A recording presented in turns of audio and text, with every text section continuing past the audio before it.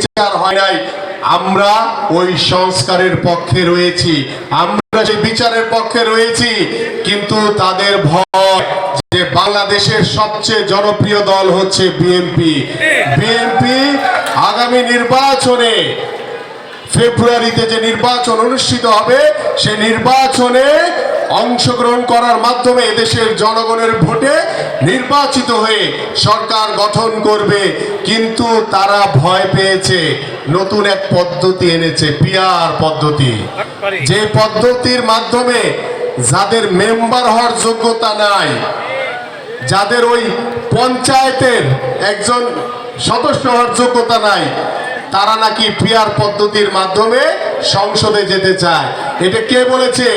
ওই যে ইসলামিক দল, যারা নিজেদের পায়ের নিচে কোনো মাটি খুঁজে পাচ্ছে না, কারণ মানুষের তাদের উপরে কোনো আস্থা নাই, কারণ তারা সকালে একটা বলে, বিকালে আরেকটা বলে।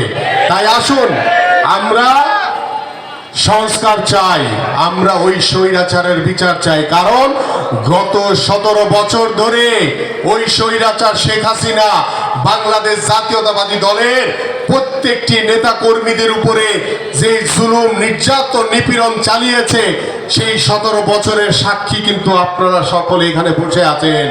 এবং আমাদের উপরে ওই স্বৈরাচার যেভাবে অন্যায় অবিচার করেছে, আমরা সবার আগে ওই স্বৈরাচারের বিচার চাই।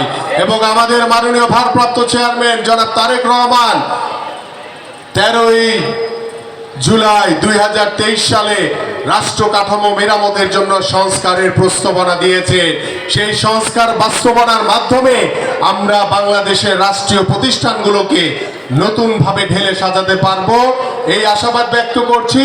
পাশাপাশি আপনাদের কাছে আহ্বান করব, আপনারা সকলে ঐক্যবদ্ধ থাকবেন, সতর্ক থাকবেন, কারণ ওই স্বৈরাচারের দোসররা এখন পর্যন্ত আমাদের বিভিন্ন জায়গায় ষড়যন্ত্র করে আমাদের এই নির্বাচনকে পিছিয়ে দেওয়ার জন্য অপচেষ্টা করে যাচ্ছে। কারণ তারা জানে তাদের কোনো জনমত নাই, এদেশের জনগণ তাদেরকে পছন্দ করে না।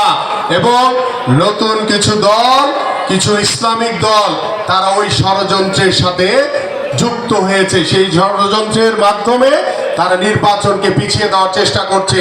বাট আমরা দৃঢ়ভাবে সকল ষড়যন্ত্র মোকাবেলা করে ইনশাল্লাহ আগামী ফেব্রুয়ারিতে বাংলাদেশের মাটিতে একটি অবাধ সুষ্ঠু নির্বাচন হবে, এবং সেই নির্বাচনের মাধ্যমে বাংলাদেশের জনগণের সরকার প্রতিষ্ঠা হবে, এবং সেই জনগণের সরকারের নেতৃত্ব দিবেন আমাদের মাননীয় ভারপ্রাপ্ত চেয়ারম্যান জনাব তারেক রহমান।